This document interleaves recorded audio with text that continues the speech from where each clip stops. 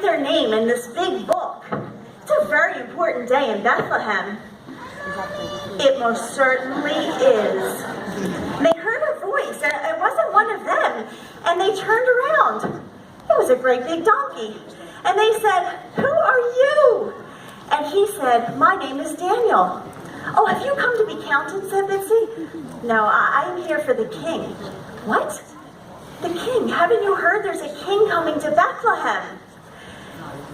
"A king would come to our little town?" "Yes, well, this is a very special king. He comes for everyone, big and small." "Even for me," said Bitsy. "Even for you." "Well, we gotta go and run and tell our friends. They would love to see the king too." And so they ran right past Daniel, back to their home, and they're running, and they get back to where they live, and they live in the big old stable. And they ran way up top to the rafters, and they looked down, and they could see all their friends down there. They could see the sheep over in one corner, they could see Rowdy the rooster, they could see Mama Horse, oh, and then they could see Grumpy the goat. Everyone called him Grumpy because he never looked happy, and he always seemed mad at somebody. Well, so Itsy said, "Okay, I'm going to call down to them." And so he gets up there and he says, "Everybody, we have some news for you. Gather around." But nobody heard his little mouse voice. But Bitsy thought she would try. And so she got up there and she says, "Big news, big news." But nobody heard her either. And so they said, "We need help. Rowdy, can you help us?" And so Rowdy came over to them and said, "I would love to help you." And so Rowdy put back his head and he let out a giant cock-a-doodle-doo. Well, all the animals heard him. And Grumpy was like, "Who is making all that noise?" "Oh," said Bitsy, "but we have a big announcement for you guys." "You're moving," said Grumpy. "No." So here it is. Miguel coming? A king is coming to Bethlehem for all of us. And all the animals just stood there. And they looked at each other, and no one wanted to say anything until Rowdy couldn't hold it in anymore, and he started to laugh. "Oh my goodness, a king coming to Bethlehem? That'll never happen." "Yeah," said the sheep. "I mean, kings come to important places." "Yeah, for important people," said Grumpy. "Yeah," Mama Horse said. "I'm sorry to tell you this, but Bethlehem is much too common for a king to come to. I mean, no king would really care about us here." "Well," said Itsy and Bitsy, "we're going to still look for him." And so they started running, and they ran as fast as they could, and all of a sudden they had to stop because they thought, where are we running to? Where do we look for a king? And so Itsy said, "I have an idea. Let's go down to the city gate where all the important people come and they sit and talk. Maybe he's there." And so they ran down there, and when they looked up on the gate, they could see the wise old owl sitting up there. And they went up to him and said, "Hey, Mr. Owl, we hear a king is coming to Bethlehem. Have you seen him?" "I know a lot of things," said the owl, "and I know for sure there is no king that's going to come to Bethlehem." "Oh," said Itsy and Bitsy, "well, we're still going to look.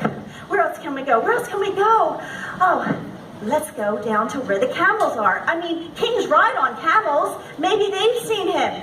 And so they go down, and they see all the camels in the big corral, and they run up to one, and they're like, "Mr. Camel, have you seen the king that's coming to Bethlehem?"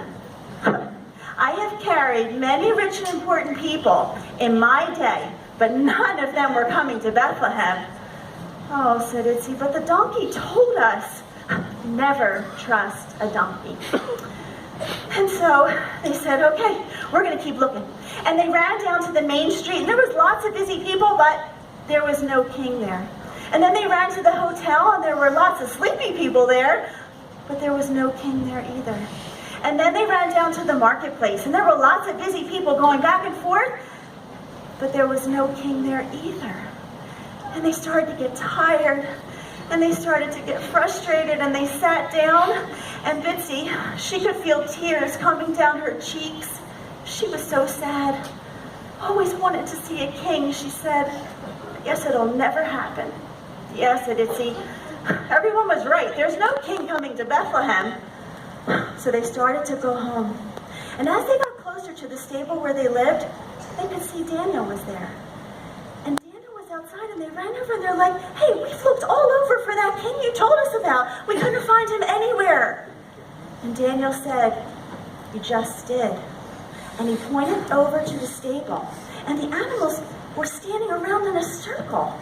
And right in the middle of them, there was a baby lying on the manger full of hay. That's where they ate out of. Who is that, said Bitsy. His name is Jesus. And he came for all of us, to love us, to save us, to help us. Yes, said Mama Horse. He came for us, even though we didn't believe you guys. Yes, said Rowdy. He came for us, even though I laughed at you guys when you told us. Yeah, said Grumpy. He even came for me, even though sometimes I'm a little cranky. Yes, said Daniel. He came for everyone, big and small.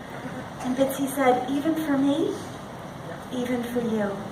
And Bitsy could feel tears coming down her cheeks again.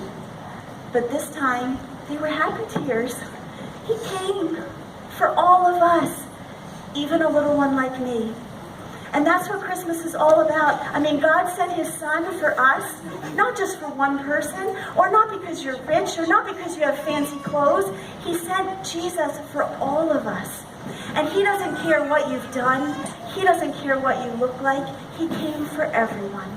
And so on Christmas, we remember that day that God sent his son Jesus for us, and it's his birthday. So don't forget on Christmas to say, happy birthday, Jesus, when you get up tomorrow, okay? And have a wonderful Christmas with your families. Thanks for sitting so briefly.